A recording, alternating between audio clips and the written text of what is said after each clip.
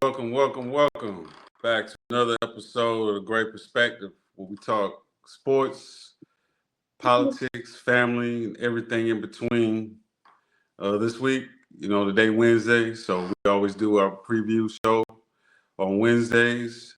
We try to get it out, and on Mondays we do a recap of the game that happened over the weekend in the NFL and college, and um, we might have to add another show with the NBA, starting their season next week.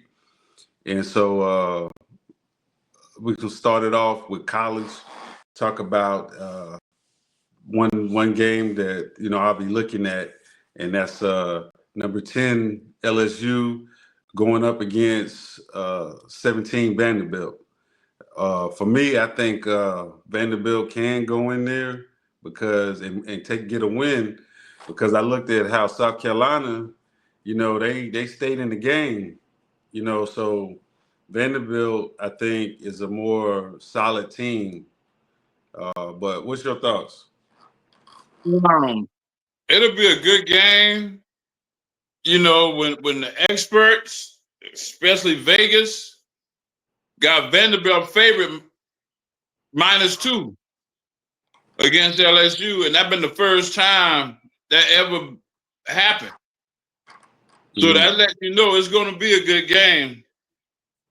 And if LSU go to Vanderbilt playing as sloppy as they did last week, they'll lose. Mm-hmm. If LSU play as sloppy as they did last week, Vanderbilt will beat them. Yeah. But I think. Go ahead. No, go ahead. Oh no, I'm about to say, Vanderbilt will beat them. I agree. I think it's possible.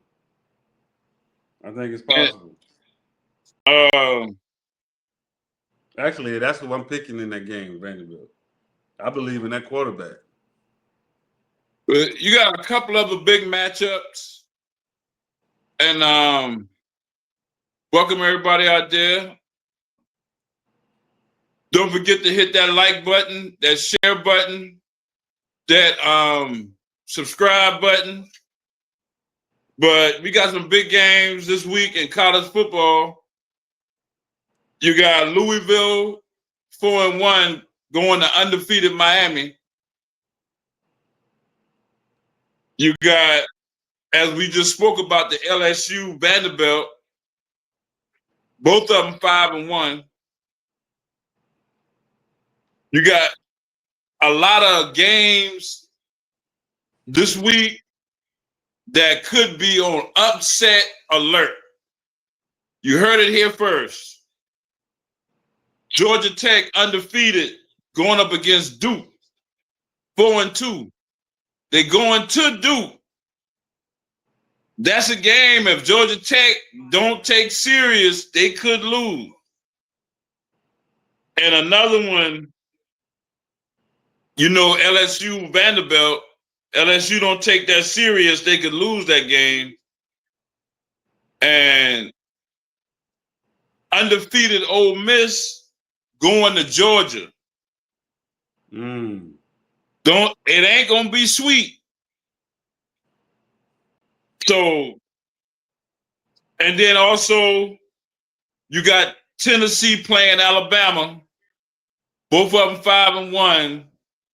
I don't think that's an upset because I believe Alabama going to take care of business. Yeah, I think Alabama's back. I mean, when I say back, they're playing better. They're playing better. Yeah. I don't see Tennessee going in Alabama beating them.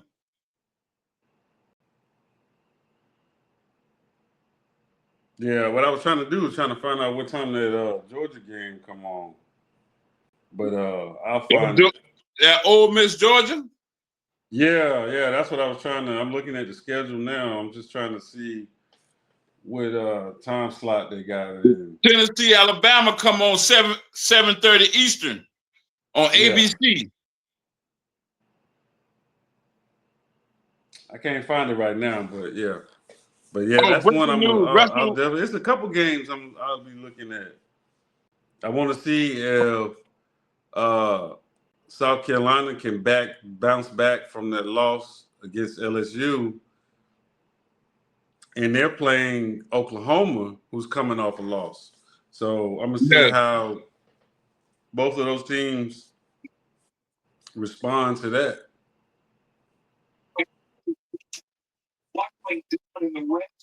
Yeah.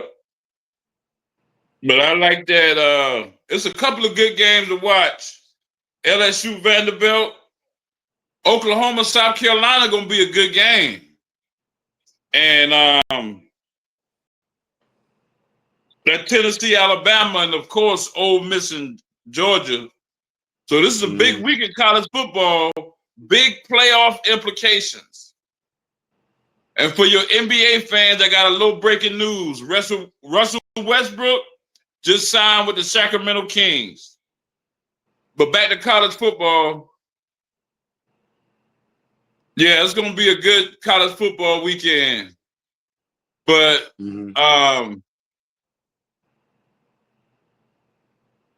Ole Miss ranked number 5 and Georgia ranked number 9.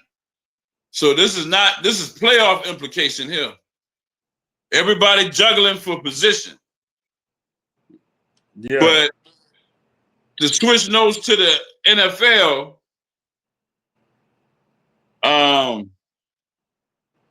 it ain't really a lot going on. But another team that my upset alert for the NFL is the Philadelphia Eagles is going to Minnesota. And Minnesota been playing a little better lately. So if the Eagles don't get their stuff together, that could be another L. And for the people who want to see a good game, check out Tampa Bay going to Detroit, who just came off a loss to Kansas City. Yeah, that's the Monday night game. Detroit is not trying to lose back-to-back. So that's going to be a good one. And not to sound like a train, but if you want to see some good football, the Dallas Cowboys are playing Washington Redskins. Big divisional game. Yeah, in Dallas. Yeah. Mind you, it might not have had much implications, but to the fact Washington lost last week and Philly lost. So the NFC East is wide open. Y'all got the second game, the 325 game on Fox. So if Dallas and Washington both know they can't afford that loss. They can't afford to have 2 losses in the division and still got to play Philly. So both of them know they need that win. Yeah. Or the season is over. Because, because they already done lost too many games when you got teams like Green Bay and Detroit. Dallas lost what? 3? Yeah, they 3, right? Yeah. Yeah. Dallas, Washington 3-3. Dallas 3-2-1. They had a tie. So basically they 3-3. But yeah, that's gonna be a game to watch to the end. Yeah. I put it like this. It depends on how they come out, I think Dallas is gonna be ready, but it's just that defense, man. Dallas defense. I mean, to allow Rico to score to rush for almost 200 yards. And he told you he was gonna do it before you came. So that's just, you don't get no disrespect than that. When a man tell you he gonna slap you when you walk in the door, and he slapped you, you can't get it no better than that. Yeah.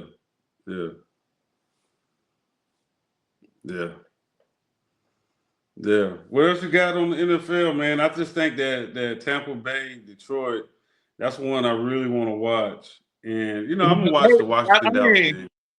Everything else is probably lopsided, but I gave you the good game watchers. See, we on the great perspective, we give you the games that matters and games that's worth watching. We ain't gonna talk about blowouts or Alabama playing Coastal Carolina. We're not gonna talk about that. Yeah, ain't no need to even address that. Yeah. But yeah, that's it. That's what's going on with the sports world and getting ready for this NBA season. And when that start, when we do our pregame, we iterate the NBA along with the NFL and college football until the season, as long as the season is going on. Man, look, I'm a Carolina boy, but I live in Texas. But I'm gonna tell you, the only team. Now I did root for. I was pulling for the Texas Rangers when they went on that year they won the World Series and they were going on their run. Yeah, I remember you was rooting for them. Yeah, but my team, man, I got a dedication for the Dallas Mavericks, and that started, since Kyrie been here, and because I'm a Kyrie fan, so I started with Kyrie. But with that when they made the trade and they brought in Gafford, they brought in Likely, I was like, okay, that's why the Dallas Mavericks, outside of that Luka trade, which was crazy, but going up to that, when they traded and they got Likely and Gafford to add to what was going on, man, I said, okay, this whoever managing the team, they doing what they supposed to do. You know what I'm saying? Now that Luka trade was crazy. They just somehow luckily the got Luka enough trade was crazy, but they end up getting a first round, a top 3 pick in the lottery and end up getting the first round pick. So basically, they traded Luka for Cooper Flag. And Flag is a defensive presence. So if you got AD at the power where he can go back to his natural position, you got Flag at the small forward, and you got your guards in the backcourt with Kyrie and old boy. You got some monsters out there defensively because Flag and Anthony Davis gonna protect that rim. So Dallas didn't just get better with Flag; they got more defensive with Flag. And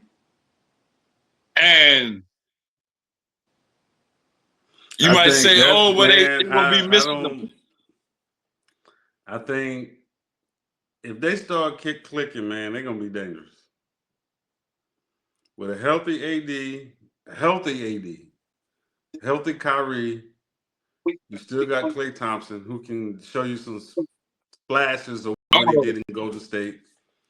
Then you got those twin towers, Likely and Gafford, and now you add Flag with that. Man, they're gonna be hard to deal with. It's like who you gonna defend?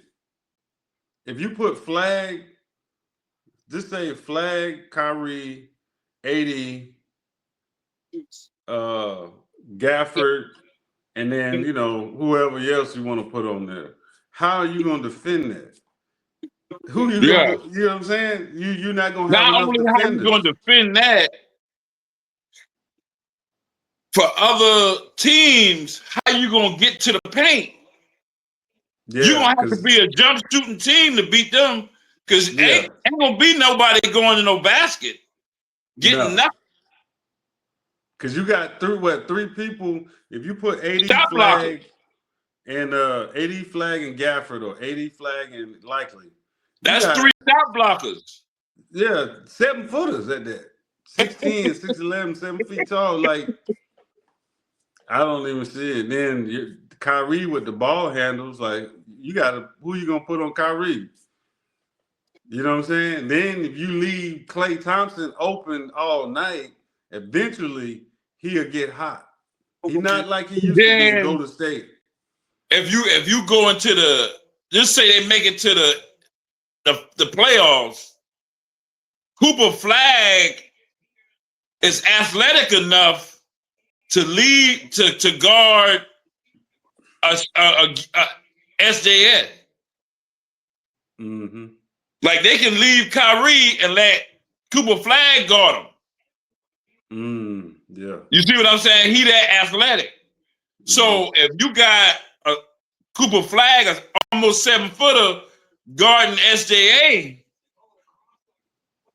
like I say, a lot of people hyped up on their offense, but they're not looking at the defense Dallas got if all of them healthy. That's a scary. That's an old Detroit defense. The Lakers. If you think about the Lakers with Kareem and Magic and Cooper, Byron Scott, Green, think about their team. I'm not saying they that team, but if you think about their team and the amount of weapons they had on that team. And how AJ Green was able to lead a small forward position and guard whoever was the best player on another team. Now you're talking, you can kind of see the mirror of that. Like, I'm not saying they that great. They're not, they're not that 80s Lakers team.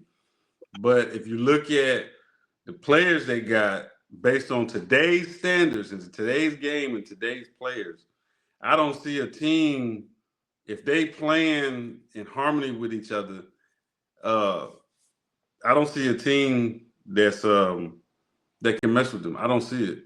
I don't see how you can guard that. If there is a team that could match up with them, it will be OKC. Because OKC is big in the paint. They power forward is athletic. They can bang now. Yeah, and they're gonna be more confident because they just want a ring. Yeah, well, we have to see. I can't wait. This NBA season, I can't wait to see that.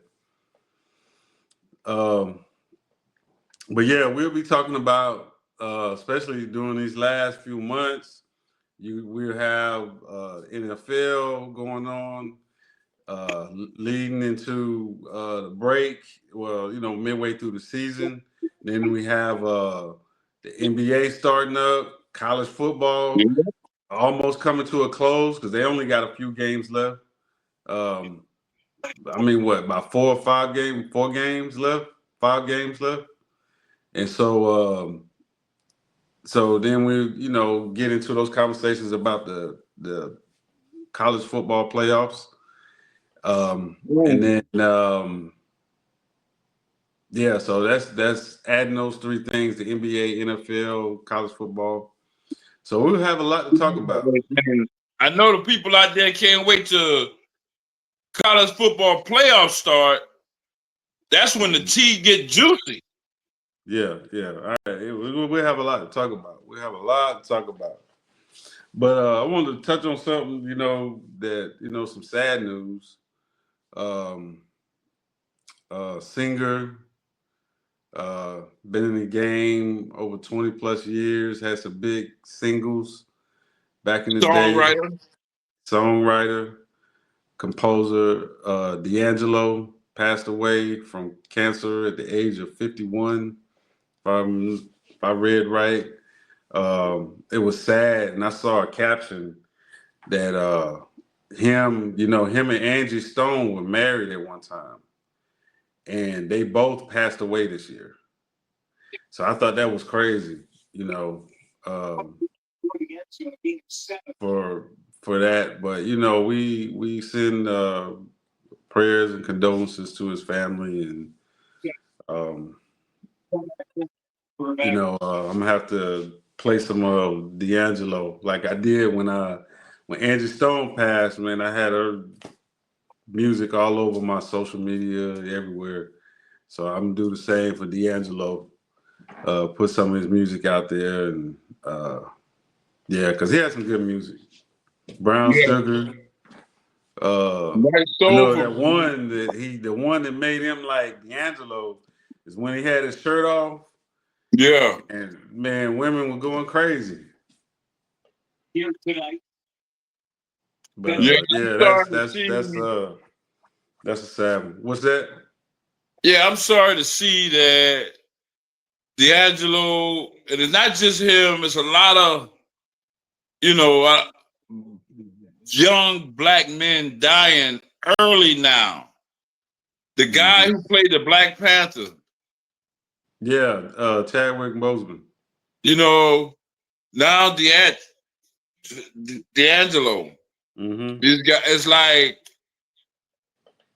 you look to be in your elderly years to play with your grandkids. And we're not even And a making lot it of out these our guys 50s. aren't even living to see their grandkids born. Mm-hmm. A lot of people not even living out of their 50s. So you can't take life for granted. You You got to gotta enjoy it. enjoy the moment and not stop trying to better your life, but enjoy your life.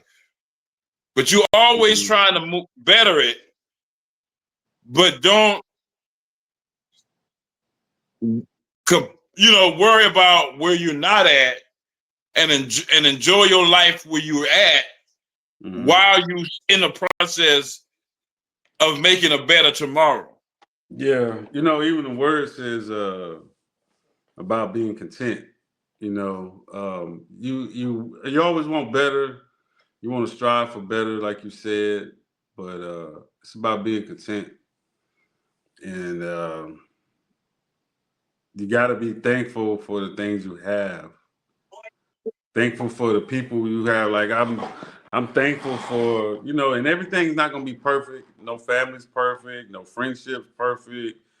Uh, everything's not gonna be perfect, but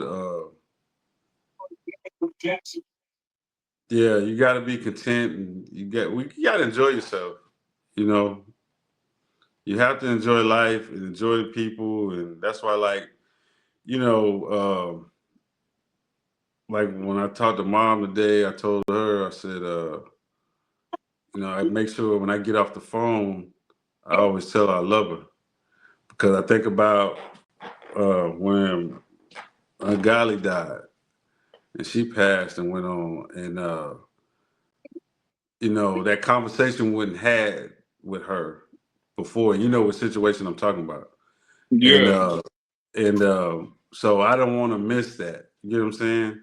Because you hear so many times when people said, they didn't get to say this or they didn't get to say that, or we need to give people their flowers while they're alive, or that I love you, or like when your kids, like telling your kids or your spouse or your parents you love them while they alive. You know what I'm saying? yeah, After it's gone, it's gone. But yeah. Speaking of mom, I talked to her today when we were talking about is all this stuff going on, uh, with everything going on. She get to talking. We were talking about. Told her, I said, those people in Atlanta, they calling for the National Guard. I thought that mm, was they I seen some videos today. They like asking President Trump bring the National Guard to Atlanta. So I thought I was like, okay, that's a new one. Because the other cities, they didn't ask for Trump. He just said, okay, I'm going to Chicago, I'm going to DC, I'm going to Memphis. But Atlanta, they going online saying, come on, bring them, come on, bring National Guard to Atlanta. So I mm. thought that was crazy. I thought that was interesting, not crazy. I understand it because people getting tired of the crime and all that.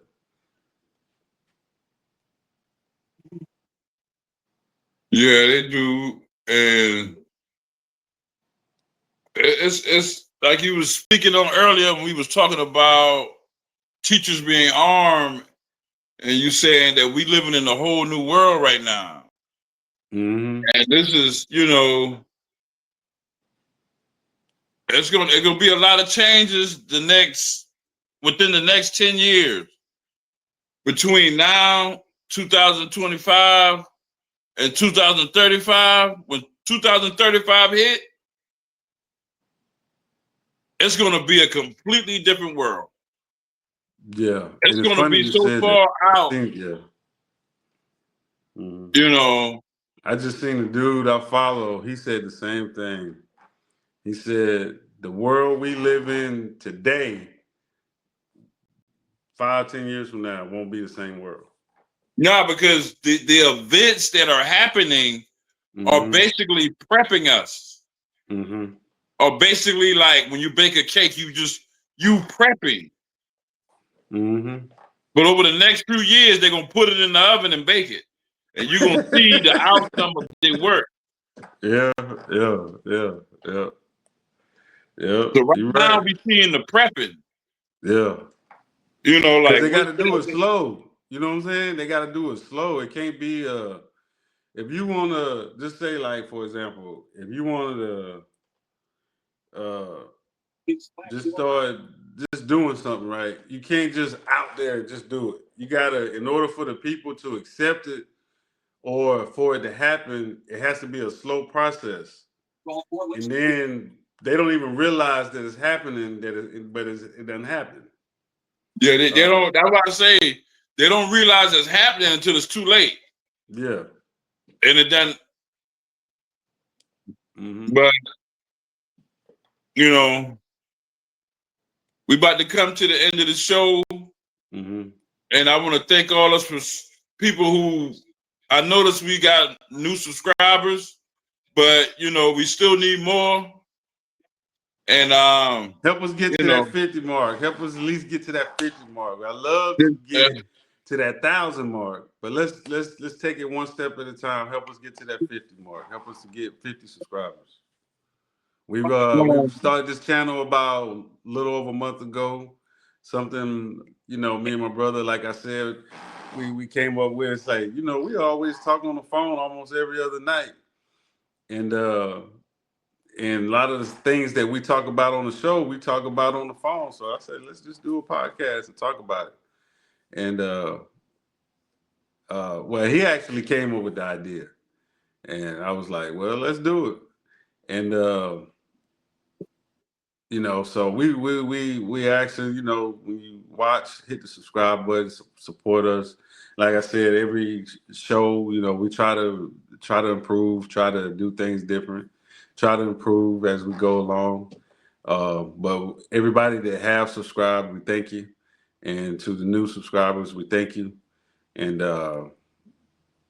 just hit the like button, so we can get this algorithm can pick up the channel. yes, These bots out here. Hit that like button, hit that share button, and hit that subscribe button. And just to give you a little warming up, the thing that separate this podcast from the rest is we play sports, but we are not former pro athletes. So we don't have a hidden agenda or a friend or somebody that we trying to cover or promote. We giving it to you raw. Mm-hmm. So we just like the guys you see in the bar saying what's on their mind. So when you come here, you getting the truth, you getting it raw, no hidden agendas. Mm-hmm. But we want to thank you.